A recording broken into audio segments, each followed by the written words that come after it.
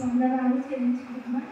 అయితే నా చిన్న సాక్ష్యం వచ్చేసి ఏంటంటే, మొన్న రీసెంట్గా మేము మండే రోజు ఒక సిస్టర్ వాళ్ళ ఇంటికి వెళ్ళినా. అయితే అక్కడ ప్రేర్ చేసుకున్నాం సిస్టర్ అని చెప్పి సిస్టర్ వాళ్ళ ఇంటికి వెళ్ళి ప్రేర్ చేసుకున్నప్పుడు అక్కడ ప్రేర్ చేసుకున్న తర్వాత ఏం చేసి దేవుడు వాక్యం చెప్పు అంటే సరే అని చెప్పి నాకు అసలు ఏమీ తెలియదు, నేను ఎలా మాట్లాడడం తెలియదు, అసలు ప్రిపేర్స్ తెలియదు, ఏం తెలియదు. సరే నేను బలపడ్డది వచ్చేసి ఏంటంటే స్టార్టింగ్లో నాకు ఇబ్బంది, చర్చికి రాకముందు నా దగ్గర బైబిల్ ఉన్నప్పుడు నేను దేంతో అంటే 91 కీర్తనతో బలపడినా. దేవుడు ఏం చేసిందో అక్కడ మాట్లాడడానికి అదే చూపించి దాని ద్వారా నేను మాట్లాడి అది అయిపోయి వచ్చిన తర్వాత అదే రోజు నైట్ ఇక్కడ నేను ఈసీఐ చర్చికి వెళ్తున్నా ముందుగా. అయితే ఒక సిస్టర్ ఏం చేసింది, ఎవరికైనా ప్రేరేపణ వస్తే అది గ్రూప్లో మన నెంబర్ ఉంది, దాంట్లో పెట్టింది ప్రేరేపణ వస్తే వాక్యం చెప్పండి అని.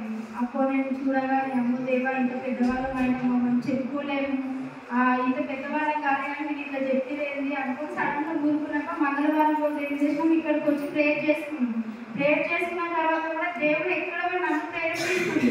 వాళ్ళు ఏం చేసి సిస్టర్స్ నలుగురు ప్రేయర్ చేసుకున్న తర్వాత నువ్వు వాక్యం చెప్పు సిస్టర్ అంటే నాకు భయమైంది. ఫస్ట్ భయమైనాక అసలు నాకు అప్పుడు కూడా ఏమీ తెలియదు, అసలు నేను ఎట్లా మాట్లాడినా నాకు తెలియదు.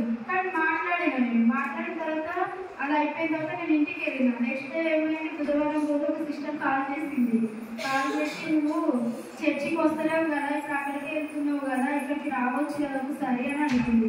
అంటే సిస్టర్ వీలు లేదు, నేను అక్కడికి వెళ్తున్నా ఇట్లా ఫాస్ట్ ప్రేయర్ కూడా వస్తలే, అప్పుడప్పుడు మా చర్చికి కూడా వచ్చి పోవచ్చు కదా అన్నది. సరే సిస్టర్ వస్తా అని చెప్పాను. సిస్టర్ ఏమన్నా తెలుసా, ఫాస్టింగ్ ప్రేయర్ జరుగుతున్నాయి కదా, నువ్వు వచ్చి వాక్యం చెప్పొచ్చు కదా అంటది డైరెక్ట్గా నన్ను. అనేసరికి నేనేం చేసిన సిస్టర్ నేను అక్కడ నా సిస్టర్ నేను చెప్పడం నాకు కాదు సిస్టర్, నాకు అసలు ఎక్స్పెక్ట్ చేయాలంటే లేదు జ్యోతి, నువ్వు ఎన్ని రోజులు అవుతుంది, సంవత్సరంన్నరగా అవుతుంది కదా, నువ్వు హిందూస్లోనే ఉన్నావు ఇంతకుముందు, నేను నీకు ఇక్కడ కూడా అందరూ ప్రార్థన చేస్తావు, పాటలు పాడుతూ చాలా బాగుంటుందని అనుకుంటారు అని చెప్పిన తానే ఏం చేసిన సిస్టర్ నేను ఇక్కడికే వెళ్తున్నా, అక్కడికి ఇక్కడ రాలేదు అని చెప్పిన తర్వాత తన ద్వారానే మళ్ళీ దేవుడు ఎలా మాట్లాడించాడంటే, సరే మీ చర్చిలో మీ భాషలో మీరు చాలా బాగా ప్రేస్ చేస్తున్నారు, మీరు ఎప్పుడైనా బాగా వెళ్తున్నారు, మీ చర్చిలో చాలా బాగా జరుగుతుంది, నేను రోజు చూస్తున్నా, అసలు మీ పాశ్రమం మీకోసం ప్రేర్ చేస్తారు కదా, మీరు మీ పాశ్రమం కోసం చేస్తారంటే మా సంఘంలో అట్లనే చేసుకుంటాం సిస్టర్ అని చెప్పిన తర్వాత ఏమన్నా సిస్టర్ వచ్చేసి సరే సిస్టర్ నేను ఇక్కడికి రమ్మని చెప్పినా కానీ నువ్వు అక్కడికి వెళ్ళడమే బెటర్, నువ్వు అక్కడికే వెళ్ళు, మీరు ఇంకా బలపడతారు సిస్టర్ అని చెప్పిన తర్వాత తను ఏం చెప్పింది అంటే, నేను కూడా మీ చర్చికి రావాలని ఉంది, నేను ఒకసారి వస్తా, మీ చర్చిలో ఏదైనా ప్రోగ్రామ్ ఎవరైనా వచ్చినప్పుడు నన్ను నీకు ఖచ్చితంగా నేను వస్తా అని చెప్పింది ఆ సిస్టర్. సరే సిస్టర్ తప్పకుండా నిలుస్తా అని చెప్పిన. ఎందుకంటే మన సంఘంలో చిన్నది పెద్దదని కాదు కానీ మనం చేస్తున్న ప్రార్థనలు, మనం వస్తున్నది మనకి వారంలో 3 సార్లు ఎవరికి దొరకలేని భాగ్యం మనకు దొరికింది, ఎవరికి లేని ధన్యత మన చర్చికి దొరికింది. ఈరోజు దేవుడు మనం ఈ రకంగా వాడుకున్నందుకు దేవుడికి వేలాది కృతజ్ఞతాస్తుతులు చెల్లించుకోవాలి.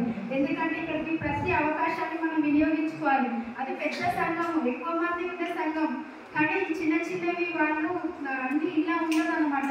వాళ్ళు చెప్పిందే మనం వినాలి అక్కడికి వెళ్ళినప్పుడు. కానీ మనం ఇలా చేయాలనుకుంటున్నాం, మనం ఎన్నోసార్లు ఆ సంఘాన్ని కొంచెం సాయంత్రం టైంలో తీయండి, మేము ప్రేయర్ చేసుకుంటాం వచ్చి మాకు ఇంట్లో డిస్టర్బ్ అవుతుందంటే కూడా అక్కడ ఎవ్వరూ అట్లా చేయడానికి లేరు. ఇక్కడికి మనం ఏ టైంకి వచ్చినా ఎప్పుడు వచ్చినా ప్రార్థన చేసుకోవడానికి ఎప్పుడు మనకి డోర్స్ ఓపెన్ ఉంటాయి.